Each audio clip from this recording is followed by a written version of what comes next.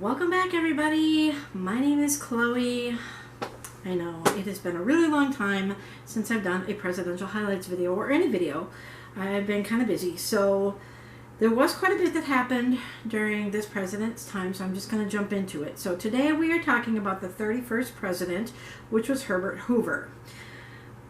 A lot bad happened during his time in office. He served from 1929 to 1932. Here's a picture of him.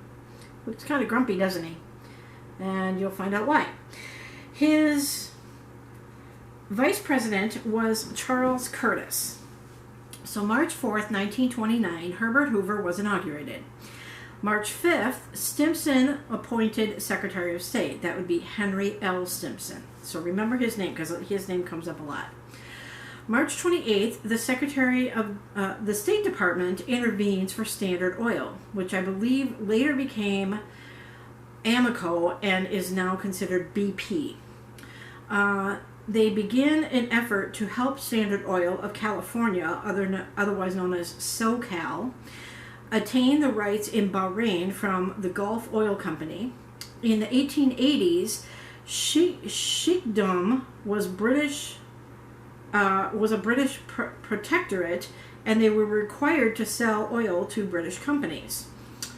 Through a Canadian subsidiary, both sides came to an agreement.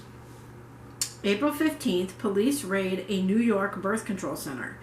The center was established, if you remember, by Margaret Sanger. 2 doctors were arrested, 3 nurses, and they confiscated numerous records. There was outrage over it by physicians and the public. The case was thrown out of court a month later, stating there was a violation of physicians' rights to practice medicine. May 16th, the first Academy Awards. They were presented by the Academy of Motion Picture Arts and Sciences. So I looked this up.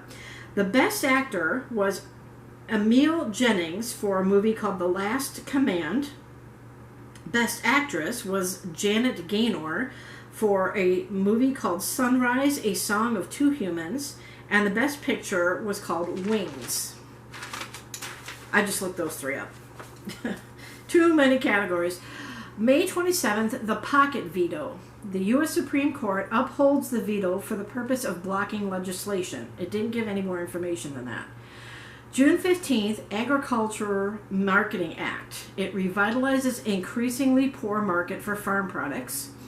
The act creates the Federal Farm Board designed to promote the sale of agricultural products through co-ops and stabilized corporations. September 3rd, the stock index doubles. So things are looking up at this point. Prices reach an average of 216. It became the largest bull market ever seen. 60% of Americans make below the poverty incomes of about $2,000, so don't complain about how little you make in a year. September 22nd, the construction of the Empire State Building begins, and it was completed in 1931. October 24th, Black Thursday. The New York Stock Exchange collapses as 13 million shares are sold. So that's the beginning of the Great Depression. J.P. Morgan and John D. Rockefeller tried to buy stock to offset the sale, but they failed it. They failed to do that. 5 days later, October 29th, Black Tuesday. There was a record 16.4 million shares are traded on the New York Stock Exchange. Large blocks of equity are sold at very low prices. December 1st, this is in the same thing. By December 1st, the stocks will have lost $26 billion in value. December 2nd, Stimson invokes the Kellogg-Briand Act. And I know I talked about this in an earlier video. He tries to prevent the Sino-Soviet War. 5 months earlier, Chinese national troops seized the railroad, Eastern Railroad, in Manchuria to try and end the Soviet control. Peace was reached 3 weeks later, after December 2nd. January 1st, 1930, the Census Report. The population was now at 123 million. Illiteracy is at 4.3%, and 1 in 5 Americans own an automobile at this time. This is in 1930. February 3rd, Hughes was named the Chief Justice. The former Secretary of State Charles Evans Hughes replaced William Howard Taft, who was one of our former presidents. February 10th, bootlegging bust. The operation happened in Chicago, of course. It was shut down. 158 people were arrested from 31 organizations. They had distributed over 7 million gallons of whiskey nationwide, costing $50 million. Wish I had that kind of money, don't you? April 22nd, London Naval Treaty signed. By the U.S., Britain, and Japan. France and Italy refused to sign it, and it remains in effect until 1937. June 17th, the Smoot-Hawley Tariff Act. Now, this might sound familiar to you. It raises duties prohibitively high on many imports. This didn't work in helping to pull us out of the Depression. The reason it should sound familiar to you is from Ferris Bueller's Day Off. The teacher was talking about the Hawley-Smoot Tariff Act. So if you don't remember it, look it up on YouTube. There is just that clip on there, which I found funny. July 3rd, Veterans Administration Act. It consolidates all existing federal agencies handling the benefits of the veterans into one department. September 1st, the bank panic begins. 305 banks across the country close.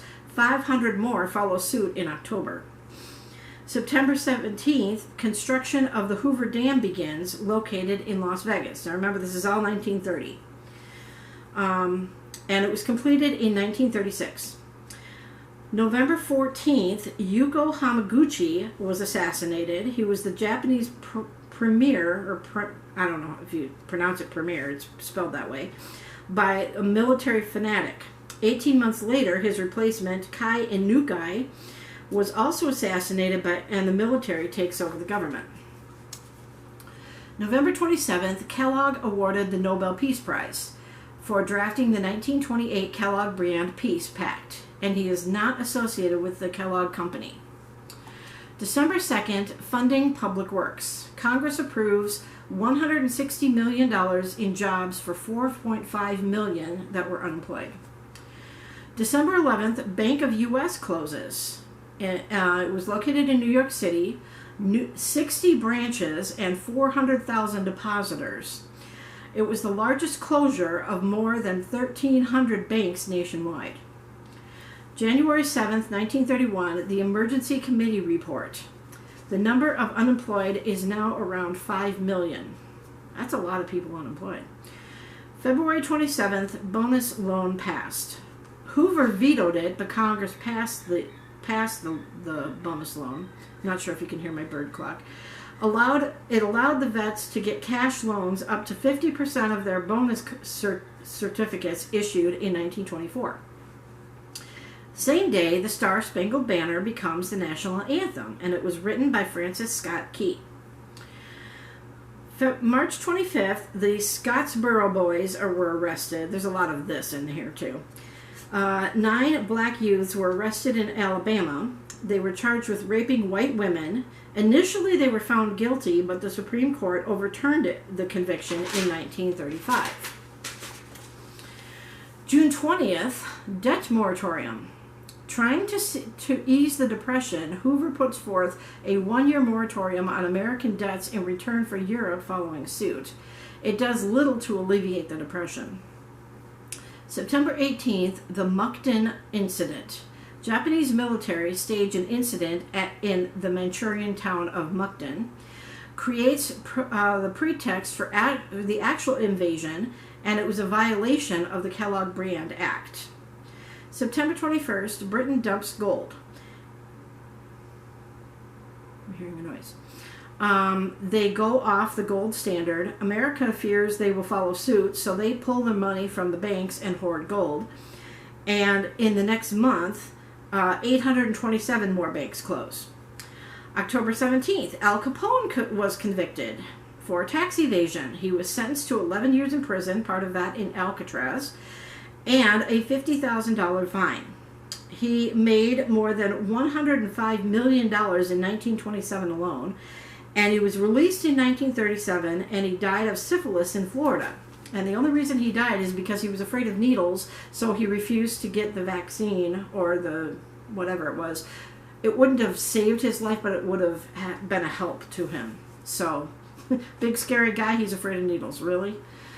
December 7th, the hunger marchers turned away.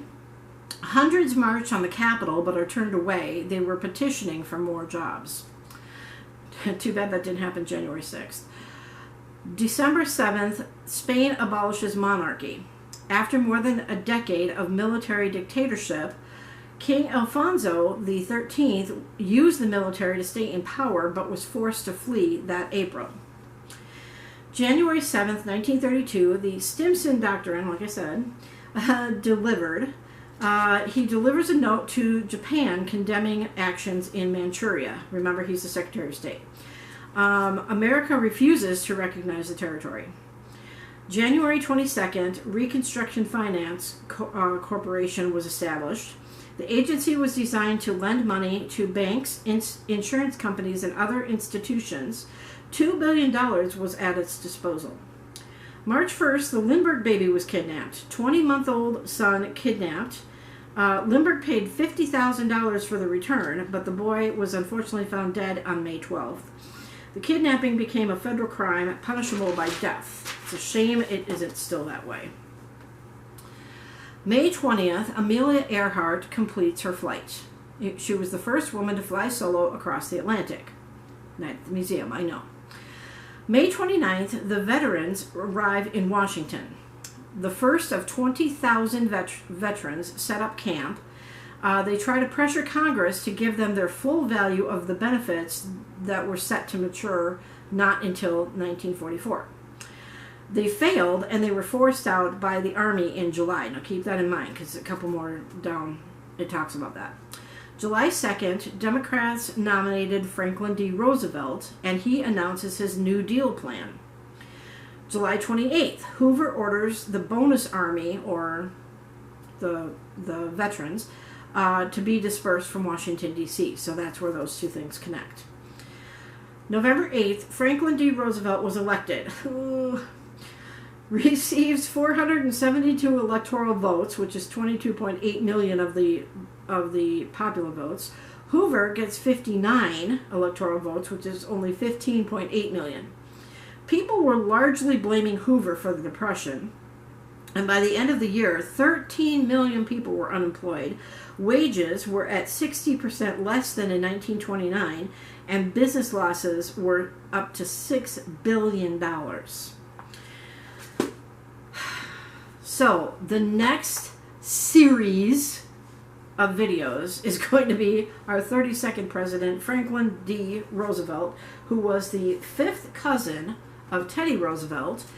He married Eleanor Roosevelt, who was Teddy's niece, and when I looked up the connection, because it was hurting my brain to try and think about it, Eleanor and Franklin were actually also fifth cousins. I'm not sure how that works. Maybe you guys can help me figure that out, but I did look it up. So Franklin and Teddy were fifth cousins. Eleanor, Franklin's wife, and Teddy were uncle and niece. Eleanor and Franklin were fifth cousins. So there's a little history for you on him. His is going to be very, very, very, very long. So it'll be, I can guarantee you it'll be more than 2 videos for Franklin D. Roosevelt, because he was inaugurated 4 times, but he died in his 4th term shortly after he was inaugurated, I believe.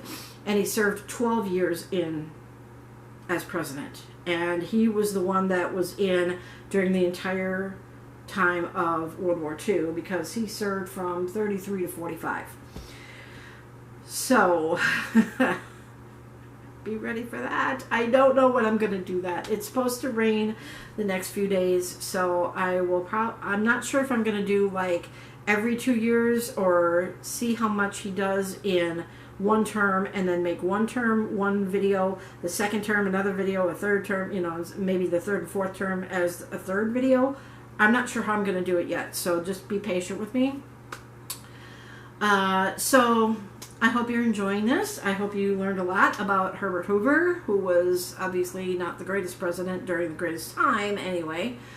And so keep commenting, keep liking. Please share these videos with anybody who might be interested in presidential history, and that they still don't have anything up on this website about Donald Trump yet. Don't know why, but I guess it takes a while to write up all the stuff that happened during his presidency. But we have a ways to go before he comes into it. So hopefully by the time I get there, they'll have the information for his key events. So I hope you guys are staying safe, healthy, happy. And so I'm going to say class is dismissed. You guys have a sunny day. See you on the next one.